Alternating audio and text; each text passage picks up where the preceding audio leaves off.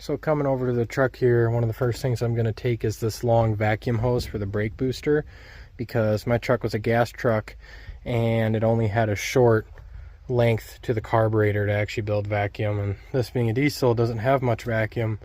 It builds vacuum off the actual vacuum pump. So the hose goes around all the way over here to here, and it bolts up to the firewall here, so I got to undo that there. It's like a little bus here for some HVAC controls and whatnot.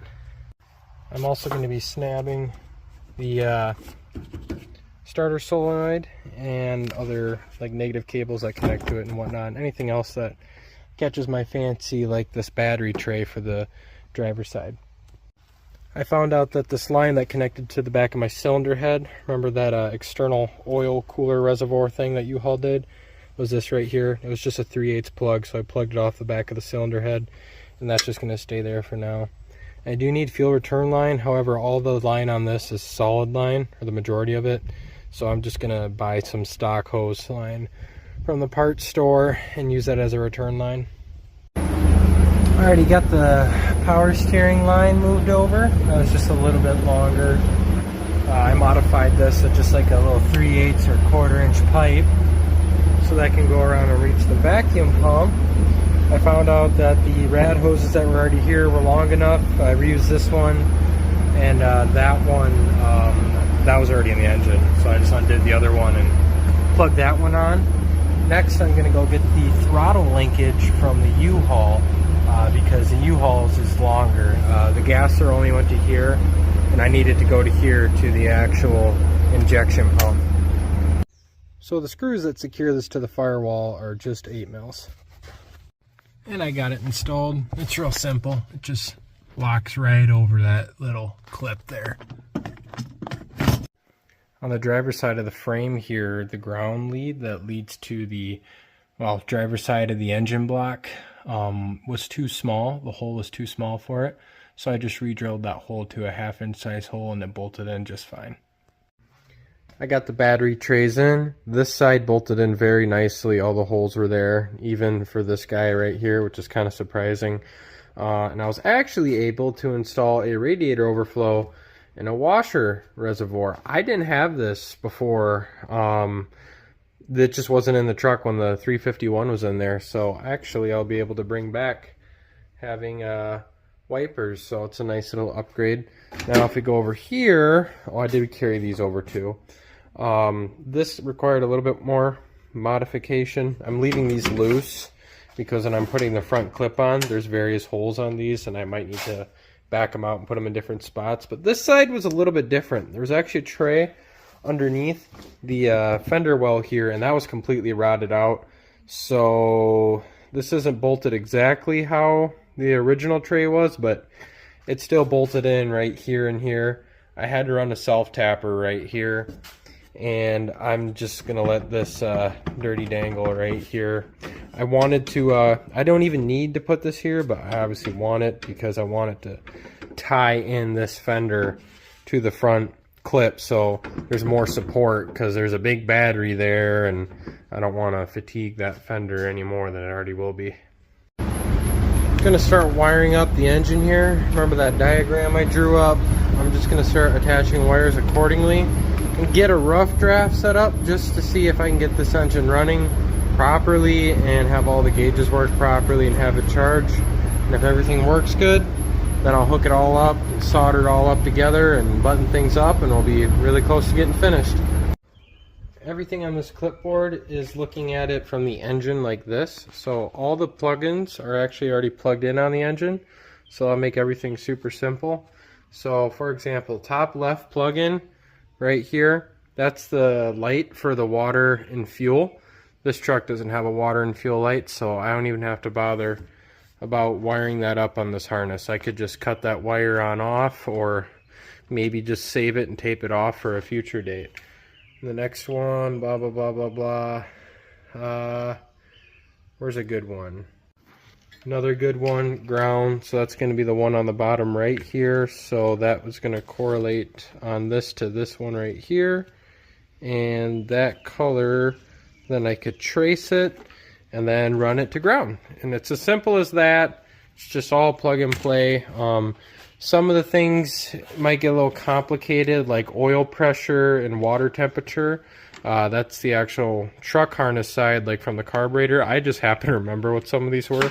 I put duct tape on the things I can get rid of. Like right here, this was the choke, heater coil, ignition coil, and whatnot.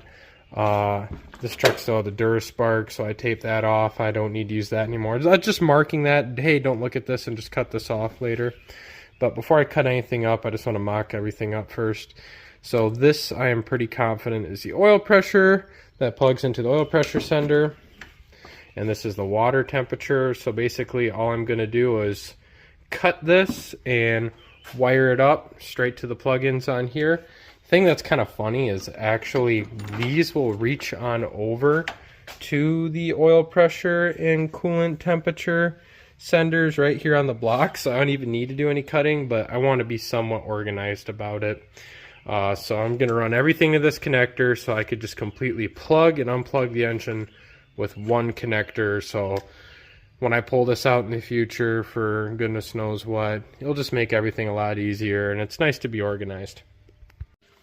Forgive my terrible handwriting. So as I'm going down here, I'm also labeling all the colors. So the capital letters mark the solid color, and then the lowercase is the stripe. So right here I'm on the coolant temp sensor, and this one's actually double stuffed. So the white with the blue stripe is the actual sender wire, but the other one is actually sent over. It's actually a jumper. It jumps from here to here on the plug, as you can tell. And that makes sense because when I look at here, it says coolant temp warning. This truck doesn't have a coolant temp warning light on it, so that I can cut and just get rid of or tape off or whatever. And actually going over to the next plug-in as well, that's the fuel heater thermostat, and that looks like that also tees on down to the plug directly below it, which looks like it is ground. So right here is pretty much where you're going to let your creativity go buck wild. I'm going to choose the things I want to keep, and I'm going to choose the things I want to delete. And it's also vehicle specific and what you're going to do. So this is what I was meaning in my first video. I'm going to describe the gist of everything, but not doing every little thing. Or each one of these tutorials are going to be like an hour plus long. They're already super long. So if you're still watching this, thank you. Make sure to hit like, comment, and subscribe. Or not, if you don't like it, I don't care. Alright, I just finished documenting all of these. I'm going to redo this so you guys have something a lot nicer to go off of.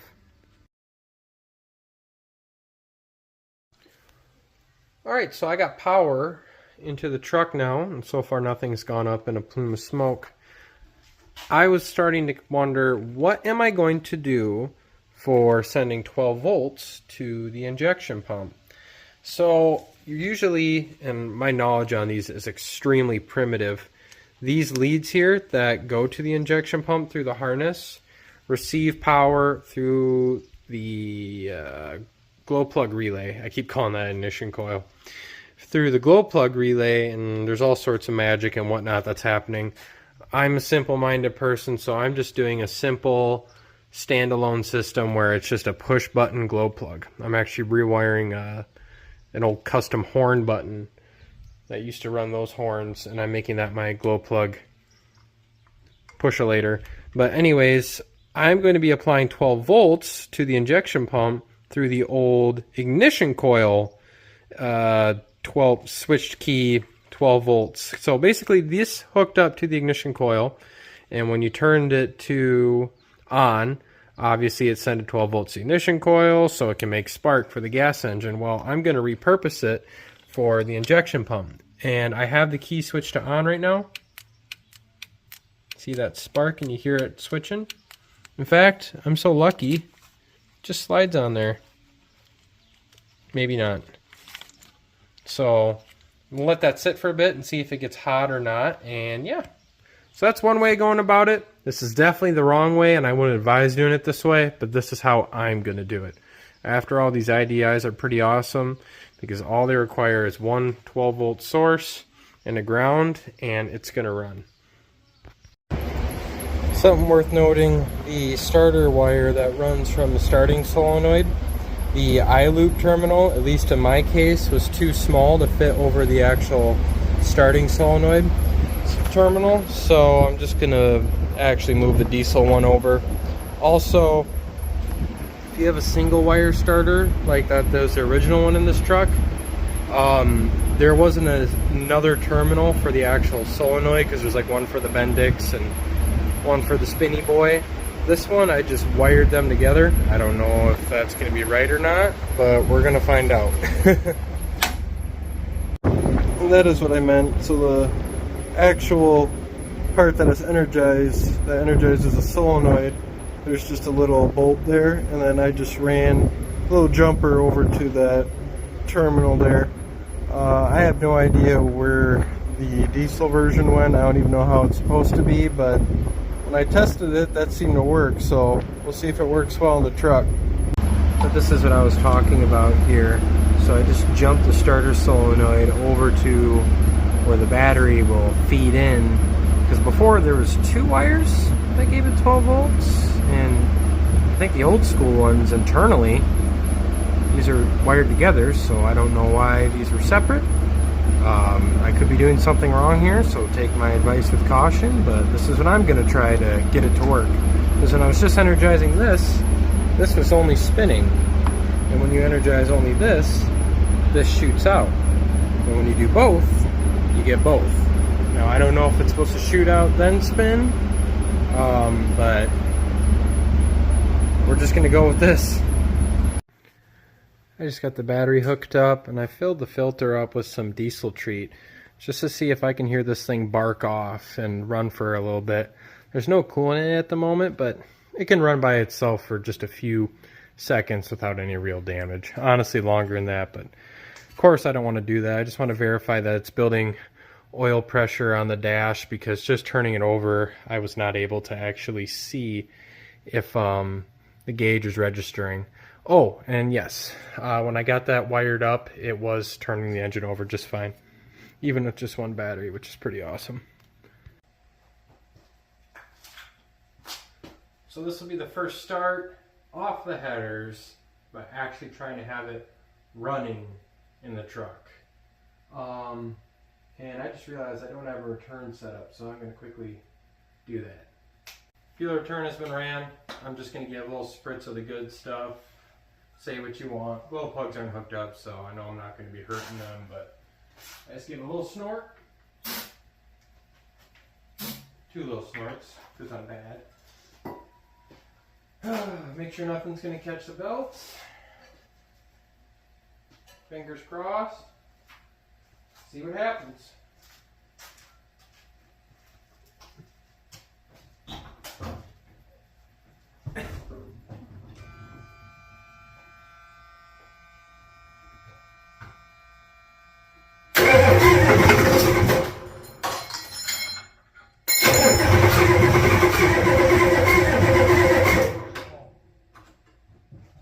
It would help if I turn on the ignition coil. Or the injection pump.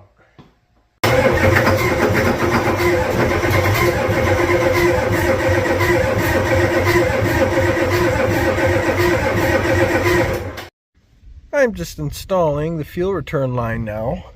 This is a 5/16 barb, so the fuel return on these is a 5/16 fitting, and the feed is a 3/8. So 3/8 line, I put that there, and then I'm going to just JB weld that into place. So this will be my return, and I'm going to use the original, obviously, fuel line, the pickup in the tank, and I'm going to run that and route it to the engine up there. So on the Windsor's, the fuel pickup was on the driver's side. However, on the passenger side is where the, not fuel pickup, I'm sorry, the mechanical fuel pump. So I'm going to have to get a little creative on how I'm going to run the fuel line over there, but it'll work out. Alright, I got the fitting professionally JB welded in. One little side note, try to avoid getting JB weld on the actual catches of the nipple there, otherwise it might impact how the hose seals over the nipple. return line has been ran right here. Be careful how you run this because this could be a huge fire hazard if done incorrectly. Turns out the 5/16 line slides right over this 3/8 nipple on this mechanical fuel pump here just fine, but maybe long term I wouldn't really recommend doing this because it could fatigue the rubber on this hose here. Again, be careful how you run this because this is a big fire hazard after all.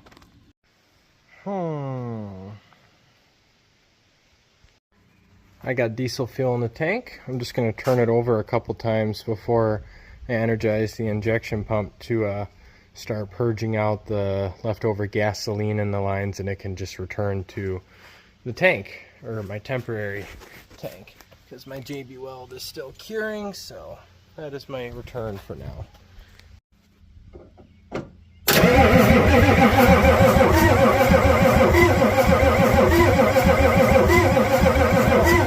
She's ready to go.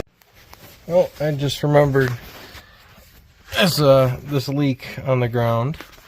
Hopefully I don't get invaded. It reminded me that I forgot to block that off. Maybe that's why I haven't been building significant oil pressure.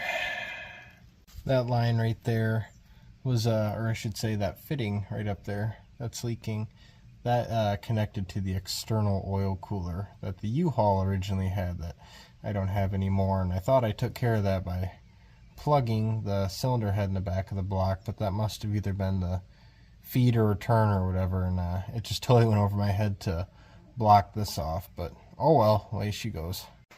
Well, as luck would have it, I just happened to have a plug sitting around.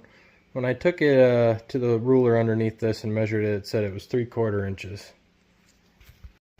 So here's the lowdown for y'all. I had to fiddle with this a lot. It wasn't starting, I had to bleed the lines, and basically it just ended up with me taking apart this injection pump, and just moving the meter linkage back and forth and put it back together, and then it started letting juice through the lines. It was just kind of a dribble, so I was worried about it, but so far it runs pretty mint.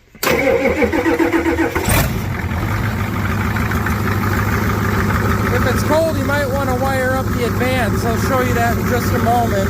You don't want to run it too long like this. She doesn't got any coolant.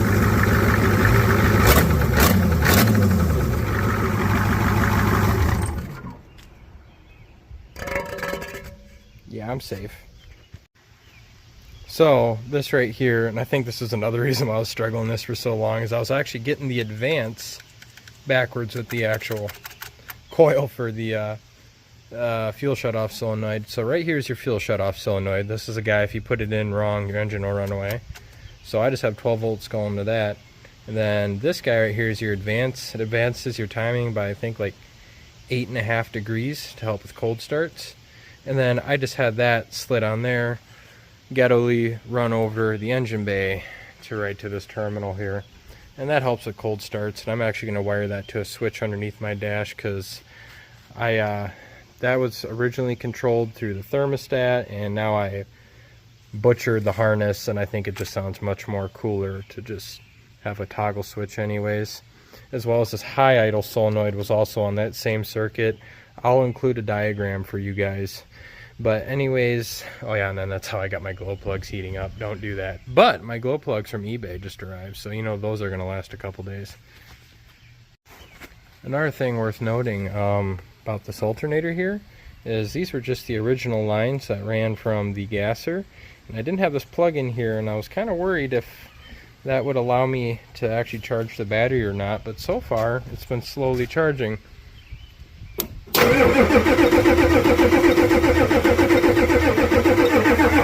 on, do your thing.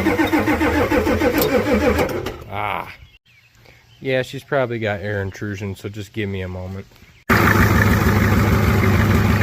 Yep, slowly charging.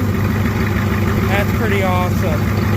But I'll iron out the issues and I'll let you guys know what works and doesn't. Time to bring it in for the night. Gotta engage the high idle. Well, maybe idle it on down a little bit. Might rain tomorrow and I still don't have a lot of stuff together, so y'all really need a winch. They are super useful. I've pulled so many things in the shop with it, and my mirror's just cleared too. Man, seriously though, these are awesome to have. Got to turn it a little bit